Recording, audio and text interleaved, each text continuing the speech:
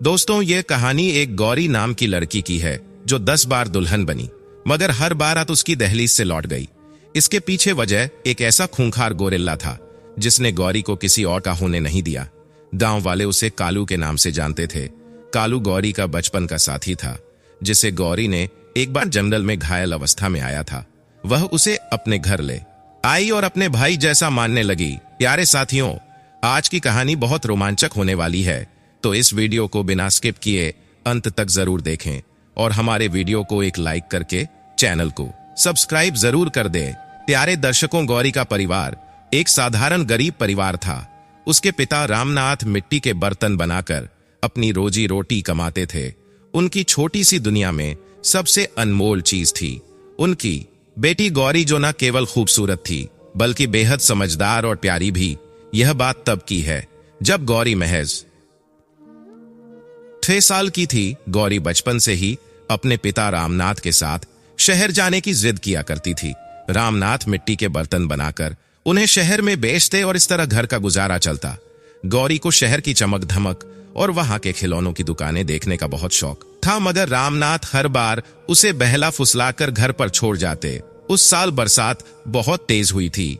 गांव और शहर को जोड़ने वाला पुराना लकड़ी का पुल टूट गया था। रामनाथ के पास शहर जाने का दूसरा रास्ता जंगल से होकर गुजरता था। रामनाथ जानता था कि जंगल का रास्ता लंबा और खतरनाक है, मगर घर में अनाज खत्म हो चुका था और उन्हें मजबूरन जंगल के राह पर उस दिन गौरी ने जिद पकड़ ली, पिताजी मुझे भी अपने साथ शहर ले चलो, मैं भी देखना चाहती हूँ कि आप बर्तन कैसे बेचते हो। रामनाथ ने पहले तो उसे मना किया, गौरी यह रास्ता बहुत खतरनाक है, यहाँ जंगली जानवर होते हैं। मगर गौरी ने अपनी बड़ी बड़ी आंखों में आंसू भरकर कहा, पिताजी मैं आपका वादा याद रखती हूँ। आपने कहा था कि अगली बार मुझे साथ ले जाओगे, आप झूठ बोलोगे। रामनाथ का दिल पिघल गया। उसने गौरी का हाथ थामा और कहा, ठीक है, लेकिन तुम्हें मेरी हर बात माननी होगी। गौरी खुशी से उछल पड़ी और अपने छोटे से थैले में कुछ खाने पीने की चीजें लेकर तैयार हो गई और अपने पिता के साथ जंगल के रास्ते निकल पड़ी। जंगल का रास्ता घने पेड़ों, ऊंची नीची पगडंडियों और अजीब अज़ों से भरा हुआ था। गौरी को समझाते जा रहे थे, ध्यान से चलो, किसी झाड़ी के पास मत रुकना। गौरी, जो अब तक उत्साहित थी, धीरे धीरे डरने लगी। पक्षियों की आवाजें, झाड़ियों में सरसराहट और अजीब सी गंध ने उसका दिल दहला दिया, मगर वह अपने पिता का हाथ मजबूती से पकड़े रही। चलते चलते अचानक रामनाथ ठिठक गए। झाड़ियों से कहा की आवाज आ रही थी। वह आवाज किसी इंसान की नहीं थी, यह एक कच्ची सी आवाज थी। रामनाथ सतर्क हो गए और गौरी को पीछे खींच लिया। गौरी, यहीं खड़ी रहो, मैं देखता हूं कि वहां क्या है, उन्होंने कहा। मगर गौरी, जो स्वाभाविक रूप से जिज्ञासु थी, उनके पीछे पीछे चल दी। जब रामनाथ झाड़ियों के पास पहुंचे तो उन्होंने जो देखा उससे उनके होश उड़ गए। वहां एक बड़ी मादा गोरिल्ला पड़ी थी, उसकी सांसें उखड़ रही थी और पास में उसका नन्हा बच्चा रो रहा था। मादा गोरिल्ला का शरीर खून से लटपट था, शायद किसी शिकारी ने उस पर हमला किया था। उसका बच्चा उसके पास बैठा चीख रहा था, मानो उसे जगा रहा हो। गौरी ने जैसे ही उस छोटे गोरिल्ला को देखा, वह दौड़ पड़ी। गौरी, रुक जाओ, वह जंगली जानवर है, रामनाथ ने चिल्लाया। मगर गौरी उसकी बात अनसुनी कर चुकी थी। बाहों में उठा लिया। वह बच्चा अब तक डरा हुआ था, मगर गौरी की गोद में आकर उसने रोना बंद कर दिया। पिताजी देखो, ये कितना प्यारा है, इसे यहां मरने के लिए नहीं छोड़ सकते, गौरी ने कहा। रामनाथ ने गहरी सांस ली। गौरी ने कहा, रामनाथ ने गहरी सांस ली। गौरी, यह जंगल का जानवर है, इसकी जगह जंगल में है। अगर इसकी बिरादरी के बाकी जानवर यहां आ गए। गौरी ने अपनी नन्ही सी ठोड़ी उठाकर कहा, नहीं पिताजी, अगर हम इसे छोड़ देंगे तो यह मर जाएगा, यह बहुत छोटा है, यह हमारा कुछ नहीं बिगाड़े। रामनाथ समझ गए कि गौरी को समझाना नामुमकिन है। वह सोचने लगे, चलो इसे घर ले चलते हैं, कुछ दिनों बाद गौरी इससे ऊब जाएगी, तब इसे वापस जंगल में छोड़ देंगे। गौरी उस नन्हे से गोरिल्ला को अपने घर ले आई। का नाम कालू रखा। पहले दिन से ही वह उसे अपना भाई मानने लगी। घर पहुंचने पर सावित्री, गौरी की मां ने जैसे ही उस छोटे गोरिल्ला को देखा, वह चिल्ला पड़ी, रामनाथ, यह क्या ले आए हो? यह जानवर यहां नहीं रह सकता। मदर रामनाथ ने सारी बात बताई और कहा, सिर्फ कुछ दिनों की बात है। जब गौरी इससे ऊब जाएगी तो इसे जंगल में छोड़ देंगे। गौरी ने कालू को गोद में लेकर कहा, नहीं मां, यही रहेगा। यह मेरा दोस्त है, मैं इसका ख्याल रखूंगी। कुछ ही दिनों में कालू घर का हिस्सा बन गया। गौरी उसे दिन भर अपने साथ रखती। जो खाना उसे मिलता वह कालू को भी खिलाती, यहां तक कि वह उसे अपने बिस्तर पर सुलाती। गौरी ने कालू को इंसानों जैसा व्यवहार सिखाना शुरू कर दिया। वह उसे हाथ जोड़ना, बैठना और चीजें पकड़ना सिखाती। कालू भी बहुत समझदार था। वह हर बात ध्यान से सीखता और गौरी के इशारों पर चलता। गौरी और कालू की यह दोस्ती गांव वालों के लिए हैरानी का सबब बन गई। सब कहते गौरी और उसका कालू जैसे राम और हनुमान, मगर किसी को अंदाजा नहीं था कि यही कालू एक दिन गौरी की जिंदगी का सबसे बड़ा रक्षक और सबसे बड़ी परेशानी बन जाएगा।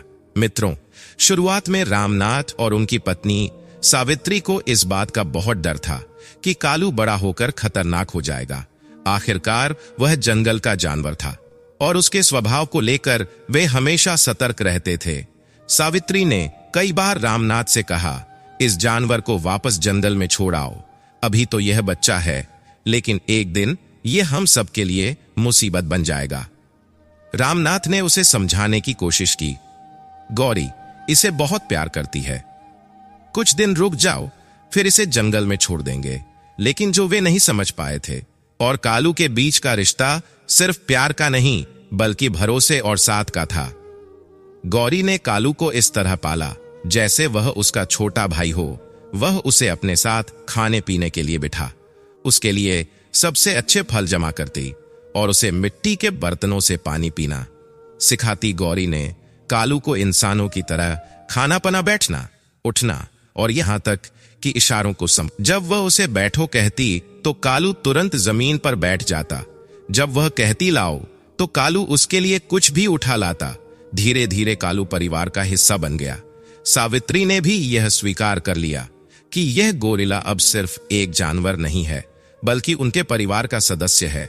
रामनाथ ने भी उसे दुलारना शुरू कर दिया और गांव में लोग यह देखकर हैरान थे कि कैसे समझदार और वफादार बन गया है। कालू का लगाव गौरी से इतना बढ़ गया कि वह हर वक्त उसके साथ रहता।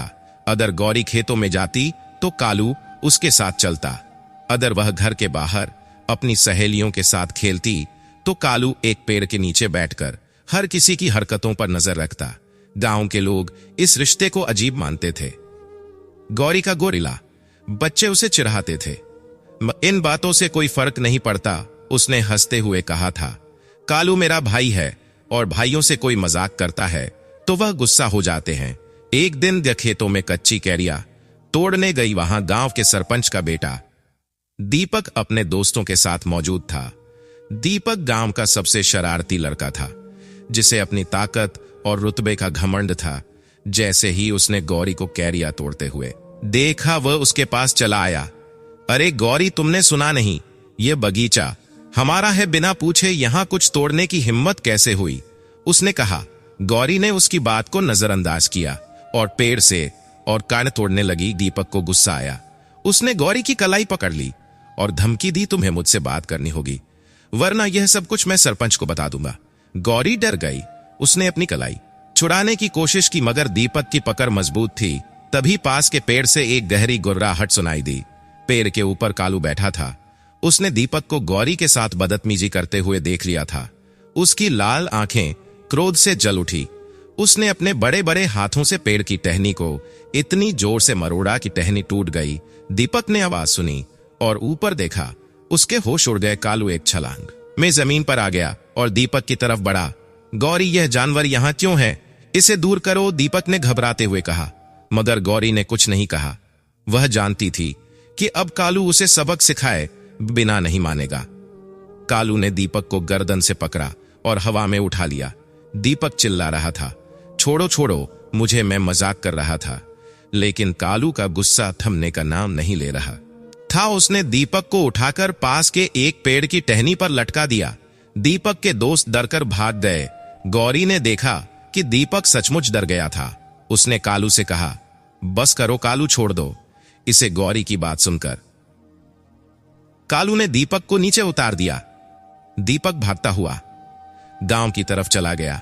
उस दिन के बाद गांव में कोई भी गौरी को परेशान करने की हिम्मत नहीं करता। दीपक की हालत देखकर सब समझ गए थे कि गौरी के पास सिर्फ एक गोरिल्ला नहीं बल्कि एक ताकतवर रक्षक है।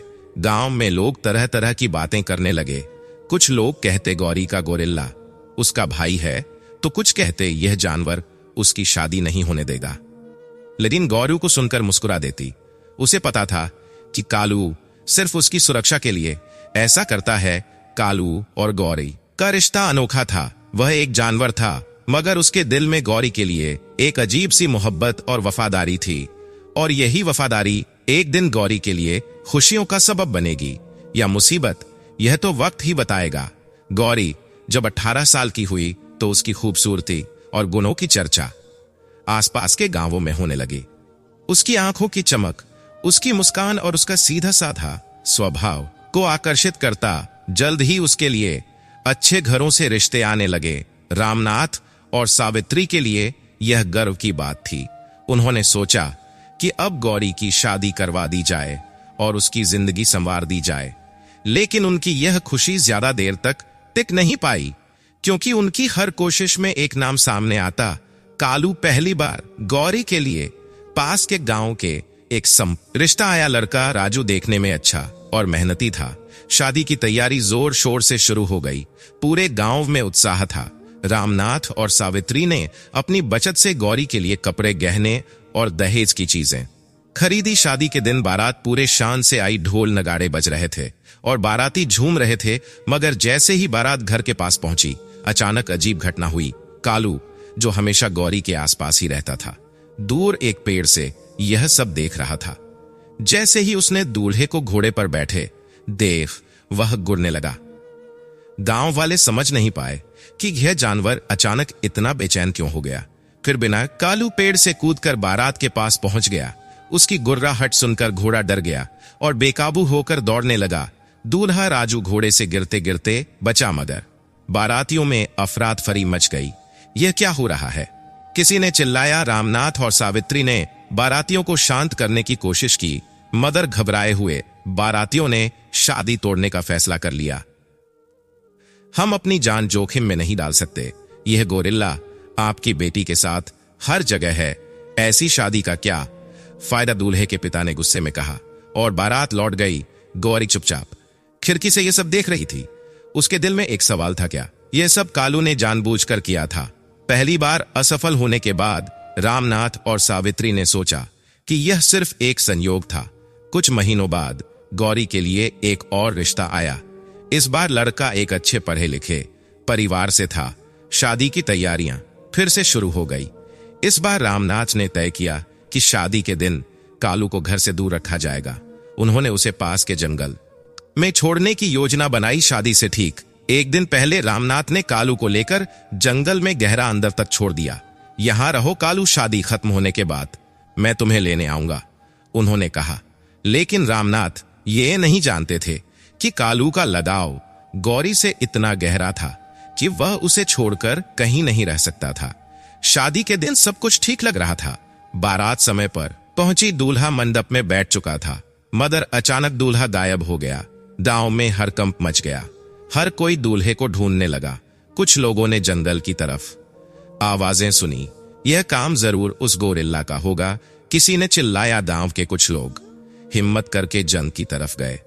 वहां उन्होंने देखा कि कालू ने दूल्हे को अपने मजबूत हाथों में पकड़ा हुआ था। उसने उसे एक पेड़ के ऊपर बैठा दिया था। यह क्या तमाशा है? दूल्हा चिल्ला रहा था। जब गांव वाले उसे छुड़ाने की कोशिश करने लगे तो कालू गुस्से में गुर्रने लगा। डर के मारे कोई उसकी तरफ बढ़ने की हिम्मत नहीं कर सका। अंत में दूल्हे ने हार मानकर कहा, मैं ऐसी लड़की से शादी नहीं कर सकता जिसके साथ यह जानवर हर वक्त हो। मैं अपनी जिंदगी खतरे में नहीं डाल सकता। गौरी दूसरी बार भी दुल्हन बनी रह गई। दूसरी बार शादी टूटने के बाद गांव में यह बात फैल रही कि गौरी की शादी कभी नहीं हो पाएगी। लोग तरह तरह की बातें करने लगे। यह गोरिल्ला उसकी शादी कभी नहीं होने देगा। गौरी को इस जानवर से छुटकारा पाना होगा, वरना वह सारी जिंदगी कुंवारी रह जाएगी। यह गोरिल्ला सिर्फ एक जानवर नहीं, बल्कि एक अभिशाप है। रामनाथ और सावित्री भी परे हो गए। वे कालू से प्यार करते थे, मगर उनकी बेटी की शादी उनकी सबसे बड़ी चिंता बन चुकी थी। गौरी को भी अब इस बात का एहसास हो गया था कि कालू सिर्फ एक वफादार साथी नहीं है, बल्कि उसके जीवन का सबसे बड़ा अवरोध बन चुका है। मगर गौरी के दिल में कालू के लिए प्यार कम नहीं हुआ। वह जानती थी कि कालू सिर्फ उसकी रक्षा करना चाहता है।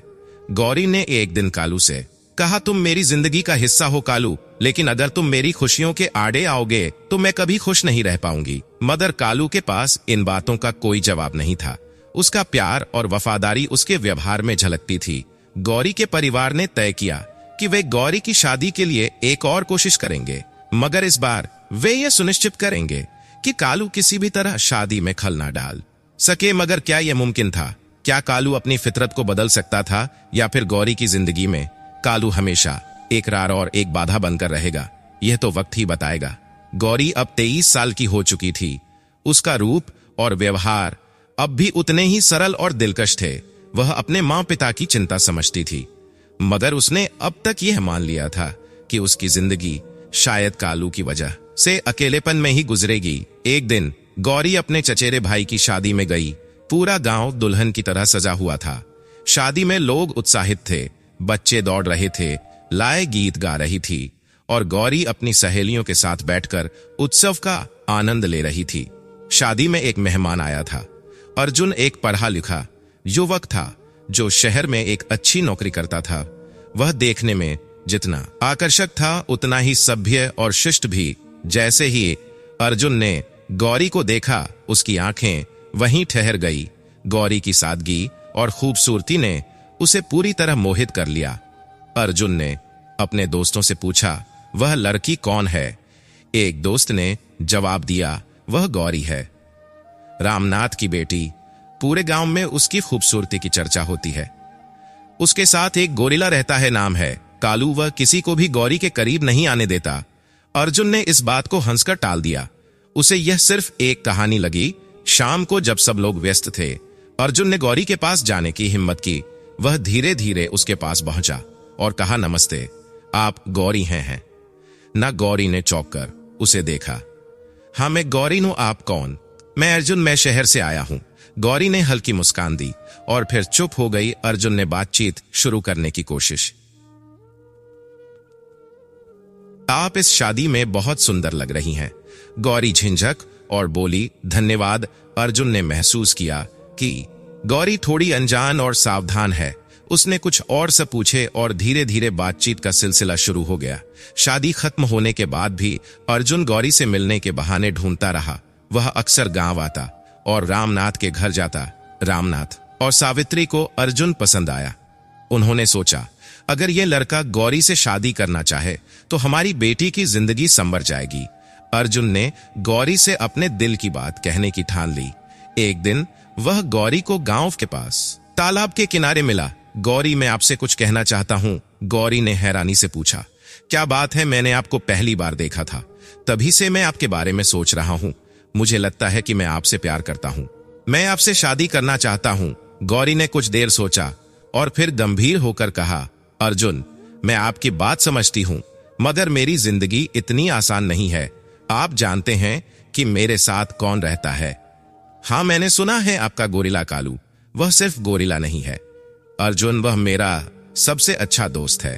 उसने हमेशा मेरी रक्षा की है, मगर उसने मेरी शादी के हर मौके को है। अर्जुन ने आत्मविश्वास से कहा, तो क्या हुआ? मैं तुम्हारे लिए कुछ भी कर सकता हूं।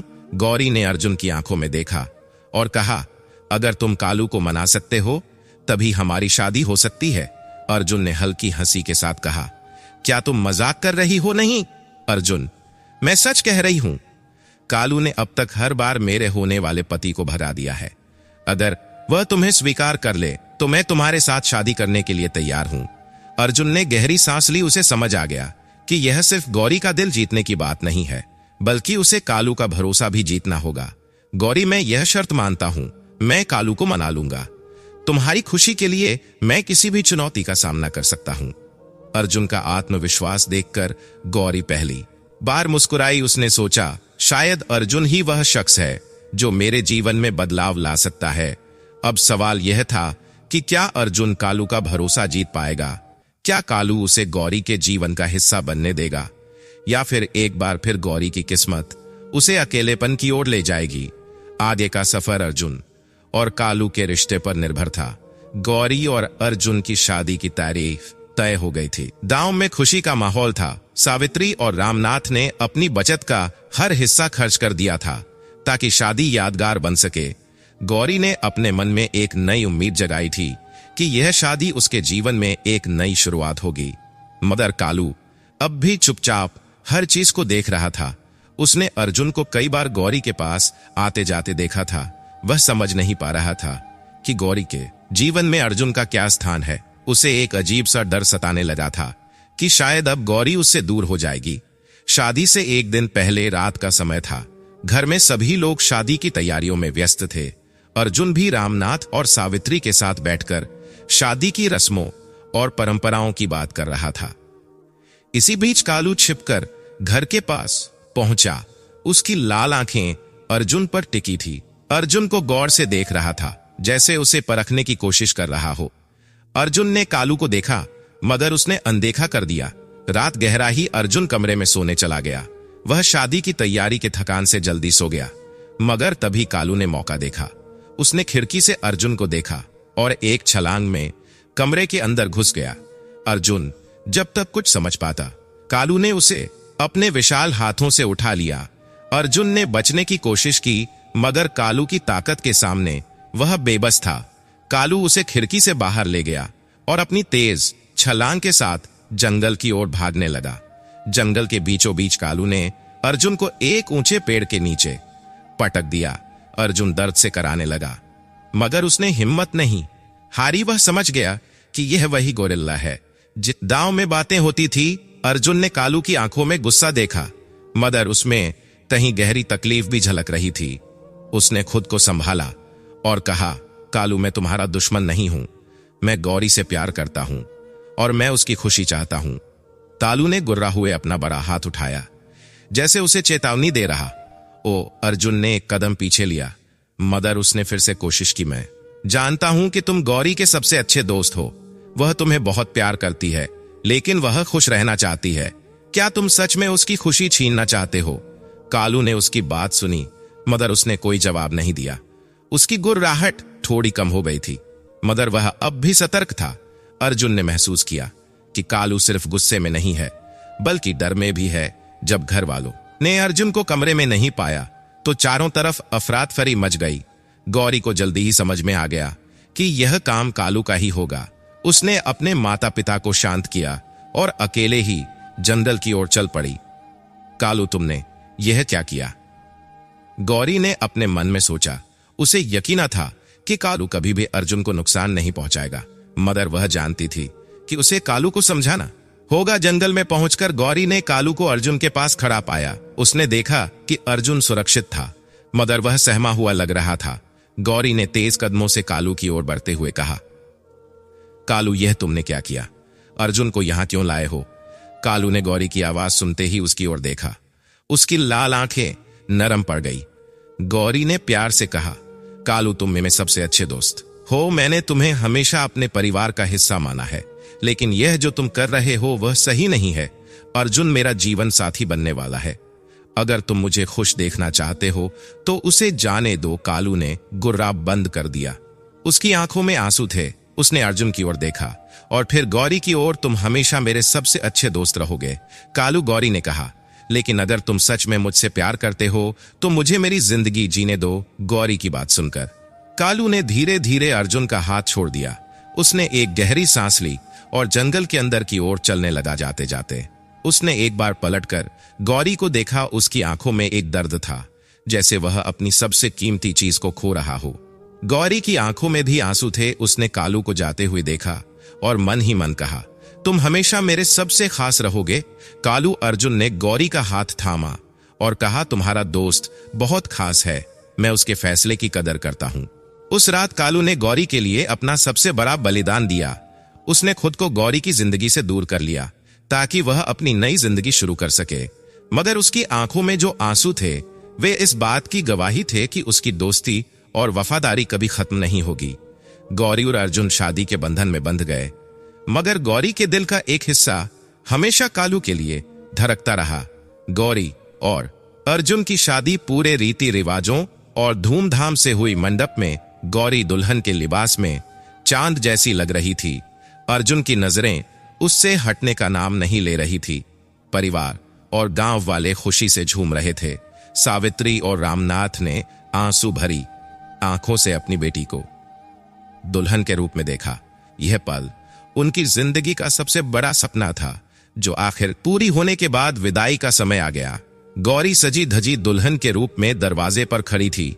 उसके माता पिता, भाई बहन और गांव के लोग उसे विदा करने के लिए जमा थे, मगर गौरी की आंखें बार बार गांव के पास के जंगल की ओर उठ रही थी। उसका मन एक अजीब सी बेचैनी से भर रहा था। उसे पता था कि यह सिर्फ अपने माता पिता को छोड़ने का दुख नहीं था, ये उस दोस्त को छोड़ने का दर्द था जिसने अपनी पूरी जिंदगी उसकी रक्षा में बिता दी थी। गौरी की आंखों में आंसू थे। उसने अर्जुन का हाथ थामे हुए धीरे से कहा, अर्जुन, मैं खुश हूं कि तुम मेरे जीवन में आए, लेकिन मैं आज किसी अपने को पीछे छोड़कर जा रही हूं। अर्जुन समझ गया कि गौरी किसकी बात कर रही है। उसने हल्के से उसके कंधे पर हाथ रखा और कहा, मैं जानता हूं गौरी, कालू ने तुम्हारे लिए जो किया है वह शब्दों में नहीं कहा जा सकता, लेकिन तुम्हें उसे यह यकीन दिलाना होगा कि तुम खुश हो, यही उसका सबसे बड़ा इनाम होगा। गौरी ने अपनी विदाई से पहले जंगल की ओर आखिरी बार देखा। वह जानती थी कि कालू कहीं न कहीं छिपकर यह सब देख रहा होगा। उसके दिल में यह बात यकीन से भरी थी कि कालू अपने बड़े मजबूत हाथों से पेड़ की शाखाओं को थामे उसकी विदाई देख रहा होगा। गौरी के आंसू अब उसके गालों पर बहने लगे। उसे याद आया कि कैसे कालू ने हमेशा उसकी रक्षा की थी। हर छो बड़ी मुश्किल में कालू उसके लिए खड़ा रहा। उसने मन ही मन कहा, कालू, मैं हमेशा तुम्हें याद करूंगी। तुम मेरे सबसे खास दोस्त हो और हमेशा रहोगे। यह कहानी सिखाती है कि सच्चा प्यार सिर्फ बल्कि त्याग का भी नाम है। कालू ने गौरी की खुशी के लिए खुद को उसके जीवन से दूर कर लिया। ऐसे रिश्तों की कदर करनी चाहिए जो बिना कुछ मांगे हमें खुशी देते हैं। प्यारे साथियों, आपको यह कहानी क्या कैसी लगी कमेंट करके जरूर बताना, और हमारे वीडियो को एक लाइक करके चैनल को सब्सक्राइब जरूर कर देना। वीडियो में अंत तक जुड़े रहने के लिए धन्यवाद।